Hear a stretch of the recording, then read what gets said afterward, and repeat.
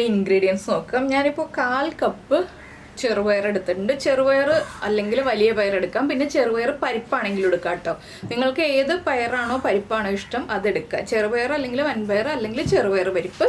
പിന്നെ എടുത്തിരിക്കുന്നത് 1/4 കപ്പ് തുവരപ്പരിപ്പ്, പിന്നെ ഒരു ചെറിയ സവോള എടുത്തിട്ടുണ്ട്, മീഡിയം വലിപ്പമുള്ള ഒരു തക്കാളി എടുത്തിട്ടുണ്ട്, 2-3 വറ്റൽമുളക് എടുത്തിട്ടുണ്ട്, കുറച്ച് കറിവേപ്പില എടുത്തിട്ടുണ്ട്. പിന്നെ നമുക്ക് വേണ്ടത് മല്ലിപ്പൊടി, മുളക് പൊടി, അങ്ങനെ നമ്മുടെ വീട്ടിലുള്ള കാര്യങ്ങളും കുറച്ച് മല്ലിയിലയും. ആദ്യം നമുക്ക് പയറും പരിപ്പും ഒന്ന് കുക്ക് ചെയ്യാൻ വയ്ക്കാം. അപ്പോൾ ഞാൻ പയർ വേഗം കുക്കാവാനായിട്ട് ഒരു 2 മണിക്കൂർ പയർ വെള്ളത്തിലിട്ട് വെച്ചിട്ടുണ്ട്. ആ പയറൊന്ന് വാഷ് ചെയ്തെടുക്കാം. അതുപോലെ നമ്മുടെ ഈ പരിപ്പും ഒന്ന് നന്നായിട്ട് വാഷ് ചെയ്തെടുക്കാം.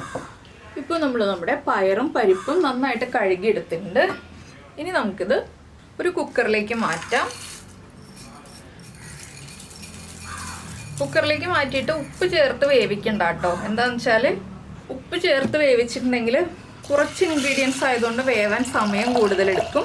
അപ്പോൾ ഞാനിപ്പോൾ വെള്ളം മാത്രം ചേർത്തിട്ട് ഒരു 6 വിസിൽ വരുന്നത് വരെ ലോ ഫ്ലെയിമിൽ കുക്ക് ചെയ്യാൻ പോവാണ്. ഫസ്റ്റ് ഒരു വിസിൽ മാത്രം ഹൈ ഫ്ലെയിമിൽ, അത് കഴിഞ്ഞിട്ട് 5 വിസിൽ ലോ ഫ്ലെയിമിൽ കുക്ക് ചെയ്തെടുക്കുക. പയർ നന്നായിട്ട് കുക്കായി വരണം എന്നുണ്ടെങ്കിൽ നമുക്ക് തലേ ദിവസം സോക്ക് ചെയ്ത് വെക്കാം, ഇല്ലെങ്കിൽ ഒരു 2 മണിക്കൂർ മുന്നെങ്കിലും സോക്ക് ചെയ്ത് വെക്കാം. അപ്പോൾ ഇത് കുക്കായി വരുന്ന സമയത്ത് നമുക്ക് നമ്മുടെ സവോളയും തക്കാളിയും ഒക്കെ ഒന്ന് കട്ട് ചെയ്തെടുക്കാം. ഇപ്പോൾ നമ്മുടെ പാൻ ചൂടായി വന്നിട്ടുണ്ട്. നന്നായിട്ട് ചൂടായ പാനിലേക്ക് ഞാൻ കുറച്ച് വെളിച്ചെണ്ണ ചേർത്തിട്ടുണ്ട് കേട്ടോ. വെളിച്ചെണ്ണയിലോ നെയ്യിലോ നമുക്ക് ഈ ഒരു റെസിപ്പി ചെയ്യാം. ഇപ്പോൾ ഞാൻ വെളിച്ചെണ്ണയാണ് ചേർത്തിട്ടുള്ളത്. വെളിച്ചെണ്ണ ചൂടായി വരുമ്പോൾ നമുക്ക് ആദ്യം കടുക് ചേർത്ത് കൊടുക്കാം. 1/2 ടീസ്പൂൺ കടുകൊന്ന് പൊട്ടി വരട്ടെ.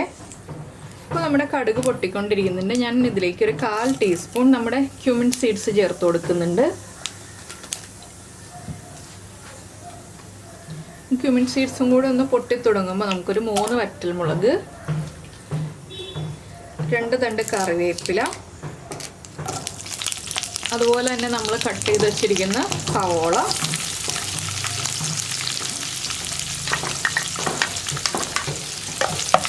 ഇതെല്ലാം ചേർത്ത് സവോള ഒന്ന് ട്രാൻസ്പെറൻ്റായി വരുന്നത് വരെ ഇളക്കി കൊടുക്കുക. അപ്പോൾ നമുക്ക് ഉപ്പ് ചേർക്കാം. നമ്മൾ പയറും പരിപ്പും വേവിച്ചപ്പോൾ ഉപ്പ് ചേർത്തിട്ടില്ല, അതിനും കൂടി ആവശ്യമായ ഉപ്പ് ഇപ്പോൾ ചേർത്ത് കൊടുക്കുക.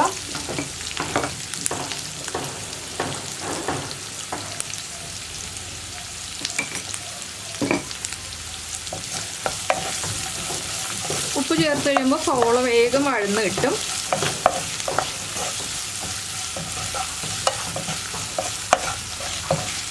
ഈ സവോള വഴറ്റുന്നതിൻ്റെ കൂടെ തന്നെ നമുക്കിനി ഒരു 1/2 ടീസ്പൂൺ മഞ്ഞൾപ്പൊടിയും കൂടി ചേർത്ത് കൊടുക്കാം.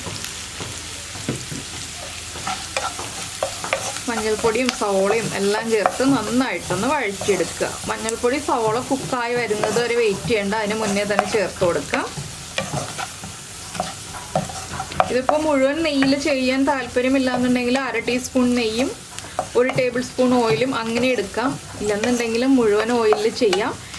പിന്നെ നമ്മുടെ സവോള ഒന്ന് കുക്കായി വരുന്നത് വരെ നമുക്ക് വെയിറ്റ് ചെയ്യാം. ഹൈ ഫ്ലെയിമിൽ വെക്കരുത്, മീഡിയം ഫ്ലെയിമിൽ വെക്കുക കേട്ടോ. ഹൈ ഫ്ലെയിമിൽ വെച്ചിട്ട് മഞ്ഞൾപ്പൊടി കരിഞ്ഞു പോരുത്, അതുകൊണ്ടാണ് മീഡിയം ഫ്ലെയിമിൽ വെക്കാന്ന് പറയുന്നത്. അപ്പോൾ നമ്മുടെ സവോള ഒന്ന് കുക്കായി വന്നിട്ട് നമുക്കിതിലേക്ക് നമ്മുടെ എരിവനുസരിച്ച്, ഞാനിപ്പോൾ നല്ല എരിവുള്ള മുളക് പൊടിയാണ് ചേർക്കുന്നത്, അതുകൊണ്ട് തന്നെ 1/2 ടീസ്പൂൺ മുളക് പൊടിയേ ചേർക്കുന്നുള്ളൂ. അധികം എരിവില്ലാത്ത മുളക് പൊടിയാണ് ചേർക്കുന്നതെന്നുണ്ടെങ്കിൽ 1 ടീസ്പൂൺ മുളക് പൊടി ചേർക്കുക. നമ്മൾ പച്ചമുളകൊന്നും ചേർക്കുന്നില്ല, മുളക് പൊടി മാത്രമേ ചേർക്കുന്നുള്ളൂ. അപ്പോൾ മുളക് പൊടിയുടെ എരിവ് മാത്രമേ ഉണ്ടാവുള്ളൂ കറിക്ക്. പിന്നെ ഒരുപാടും കളറുള്ള നമ്മുടെ കാശ്മീരി ചില്ലി പൗഡർ ചേർക്കരുത് കേട്ടോ. എന്താണെന്ന് വെച്ചാൽ കാശ്മീരി ചില്ലി പൗഡർ ചേർക്കുന്നെങ്കിൽ നമ്മുടെ കറിയുടെ കളർ മാറിപ്പോവും. അപ്പോൾ മുളക് പൊടിയും കൂടി ചേർത്ത് ഒന്ന് ഇളക്കി കൊടുത്തിട്ട് മുളക് പൊടി കുക്കായി വരുമ്പോൾ നമ്മുടെ തക്കാളി ചേർത്ത് കൊടുക്കാം. തക്കാളി ഒരുപാട് വലിയ പീസായിട്ട് കട്ട് ചെയ്യരുത്, ഒരു മീഡിയം വലിപ്പത്തിലുള്ള ക്യൂബ്സ് ആയിട്ട് കട്ട് ചെയ്തെടുക്കുക കേട്ടോ. തക്കാളി ഒന്ന് ഉടഞ്ഞ് വരുന്ന വരെയൊന്നും നമ്മൾ കുക്ക് ചെയ്തെടുക്കേണ്ട. തക്കാളി ജസ്റ്റ് ഒന്ന് വഴറ്റിയെടുത്താൽ മതി. തക്കാളി വഴന്ന് വരുമ്പോൾ ഇതിലേക്ക് 1/2 കപ്പ് വെള്ളം ചേർക്കുക. ഇതിനെ ഒന്ന് തിളപ്പിച്ചെടുക്കണം. ഈ തക്കാളിയും സവോളയും ഒന്ന് കുക്കായി വരണം ഈ വെള്ളത്തിൽ കിടന്നിട്ട്. തിളച്ച വെള്ളം ചേർക്കാം, ഇല്ലെങ്കിൽ നോർമൽ വാട്ടർ ചേർക്കാം, ഏതായാലും കുഴപ്പമില്ല. ഇനി ഇതൊന്ന് തിളച്ച് വരട്ടെ. അപ്പോൾ നമ്മുടെ തക്കാളിയും സവോളയും ഒക്കെ ചേർന്ന് തിളയ്ക്കാൻ തുടങ്ങിയിട്ട് ഒരു 3 മിനിറ്റ് ആയിട്ടോ. ഇനി നമുക്കിതിലേക്ക് നമ്മൾ വേവിച്ച് വെച്ചിരിക്കുന്ന പയറും പരിപ്പും ചേർന്ന് മിക്സ് ചേർത്ത് കൊടുക്കാം. നന്നായിട്ട് വെന്ത് ഉടഞ്ഞ് കിട്ടണം കേട്ടോ. നല്ല പേസ്റ്റ് പോലെ ഉടച്ചെടുക്കാന്ന് പറയില്ല, അതുപോലെ നന്നായിട്ട് വെന്ത് ഉടഞ്ഞ് കിട്ടണം.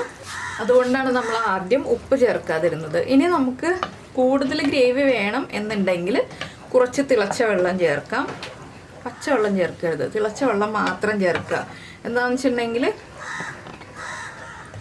പച്ചവെള്ളം ചേർത്തിട്ടുണ്ടെങ്കിൽ നമ്മുടെ കറിയുടെ ടേസ്റ്റ് മൊത്തത്തിൽ അങ്ങ് മാറിപ്പോവും. അപ്പോൾ ഇനി ഈ ഒരു പയറും പരിപ്പും എല്ലാം ചേർന്ന മിക്സും തക്കാളിയും സവോളയും ഒക്കെ ചേർന്നിട്ട് നന്നായിട്ടൊന്ന് തിളച്ച് വരട്ടെ. അപ്പോൾ ഉപ്പ് ചെക്ക് ചെയ്യുക, ഉപ്പ് കുറവാണെങ്കിൽ ഉപ്പ് ആഡ് ചെയ്ത് കൊടുക്കുക.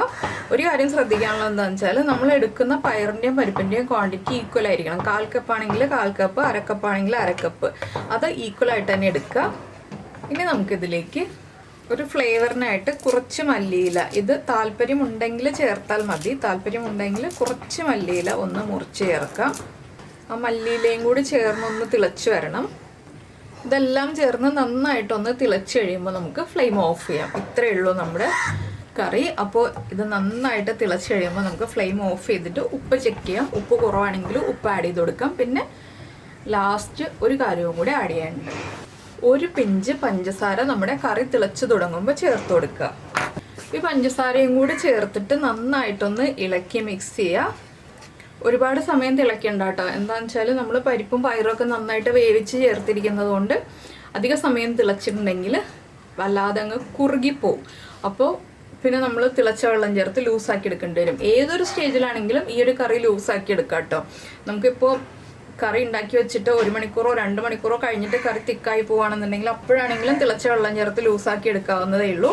അപ്പോൾ ഇതാ നമ്മുടെ കറി തിളച്ച് തുടങ്ങുന്നുണ്ട്. ഞാൻ ഫ്ലെയിം ഓഫ് ചെയ്യാൻ പോവാണ്. ഇത്രയേ ഉള്ളൂ നമ്മുടെ കറി. അപ്പോൾ എല്ലാവർക്കും ഈ റെസിപ്പി ഇഷ്ടമായി എന്ന് വിചാരിക്കുന്നു. ഇഷ്ടമായി എന്നുണ്ടെങ്കിൽ ഒന്ന് ലൈക്ക് ചെയ്യാനും അതുപോലെ തന്നെ കമൻറ്റ് ചെയ്യാനും മറന്നുമില്ലല്ലോ. പിന്നെ നമ്മുടെ ചാനൽ ആദ്യമായിട്ട് കാണുകയാണെങ്കിൽ നമ്മുടെ വീഡിയോ പ്രസൻറ്റ് ചെയ്ത രീതിയൊക്കെ ഇഷ്ടമായി എന്നുണ്ടെങ്കിൽ ഒന്ന് സബ്സ്ക്രൈബ് ചെയ്ത് സപ്പോർട്ട് ചെയ്യണേ.